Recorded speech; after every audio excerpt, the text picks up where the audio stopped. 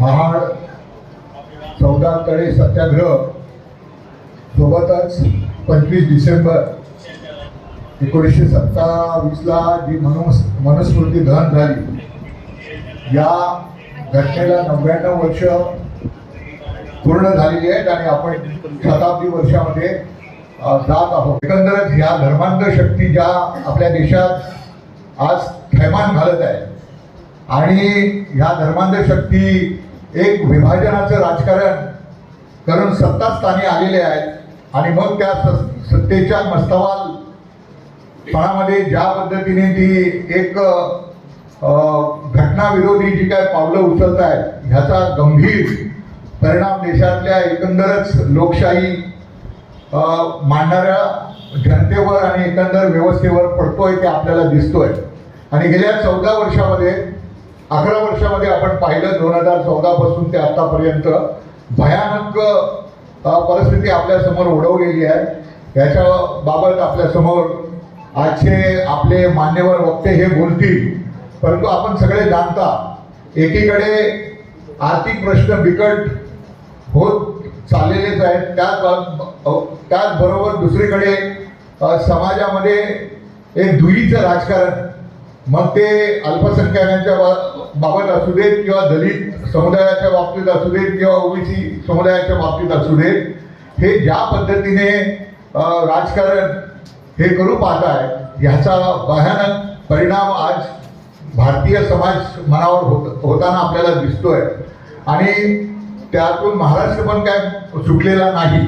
आणि म्हणून येणाऱ्या दिवसामध्ये ज्या 99 वर्षापूर्वी डॉक्टर बाबासाहेब आंबेडकर असतील, आर बी मोरे असतील, सवादकर असतील किंवा वलंगर बाबा असतील, आत्रे असतील, सहस्त्रबुद्धे असतील, त्या पिढीच्या ह्या नेत्यांनी त्यामध्ये जी मनुवादी व्यवस्था आहे, जी वर्णवादी व्यवस्था आहे, ह्या वर्णवादी व्यवस्थेच्या विरोधात 99 वर्षापूर्वी केलेला जो संघर्ष आहे, त्या संघर्षाची आज आपण पुन्हा आठवण करणं आणि तो संघर्ष कायम ठेवत ठेवणं ही आपल्यासारख्या मार्क्सवादी कम्युनिस्ट पक्षाच्या कार्यकर्त्यांसमोर, पक्षासमोर एक महत्वाची आपली राजकीय भूमिका आपली असली पाहिजे.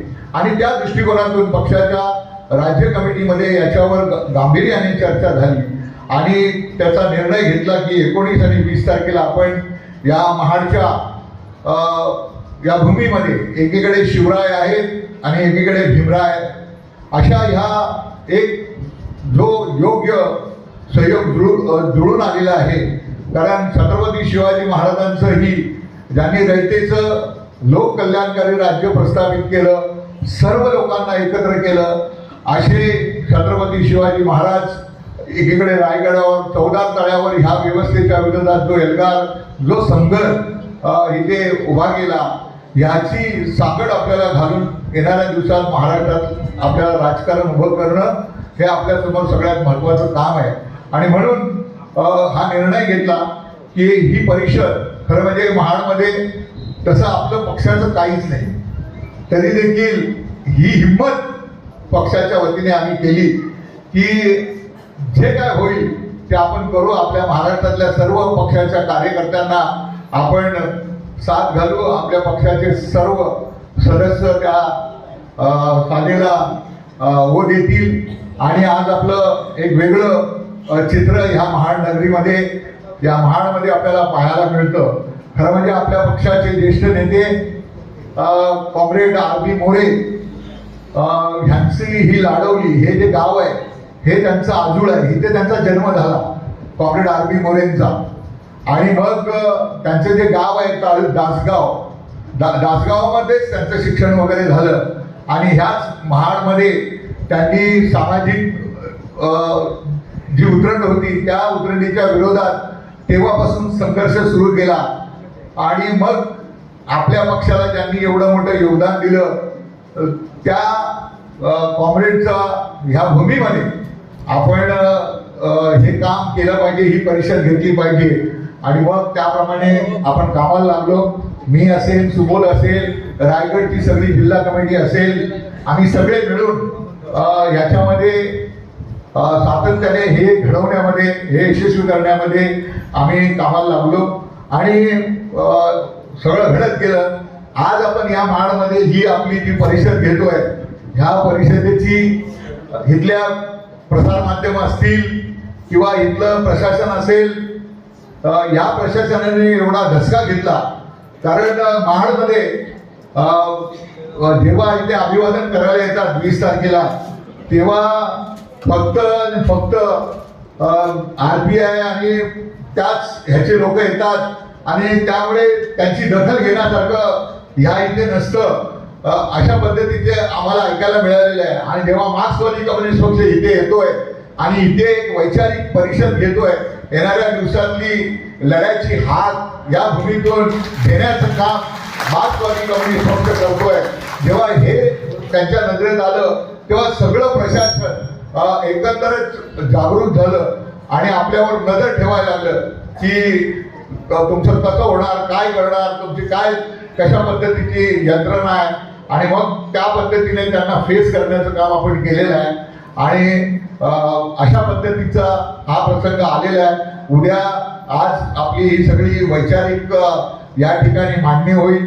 ही मांडणी झाल्याच्या नंतर उद्या आपल्याला इथून एक 2.5 किलोमीटर 2 किलोमीटर आपल्याला चौदारतळ आणि क्रांतीस्तंभापर्यंत जायचं आहे.